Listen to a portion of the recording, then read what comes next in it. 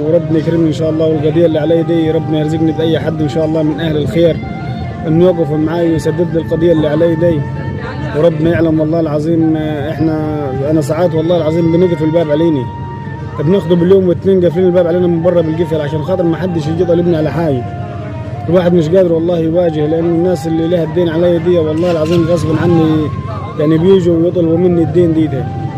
فانا طالع وبناشد فيكم يا اهل الخير كنتوا توقفوا معي وتدعموني وتوصلوا صوت لاهل الخير. يعني انت لما هتخش تشارك الفيديو بتاعي وتشاهد الفيديوهات بتاعتي كده ربنا هيجازيك كل خير، لانك انت واقف معايا وبتدعمني. وكل ما بتشارك الفيديو وربنا يكرمنا ان شاء الله، والفيديو هيوصل لاي حد من اهل الخير. زي ما انتم عارفين ان انا راجل تعبان ما بقدرش اقوم من الارض ولا بقدر اتحرك، ومحتاج منكم المساعده، محتاج وقفتكم جنبي.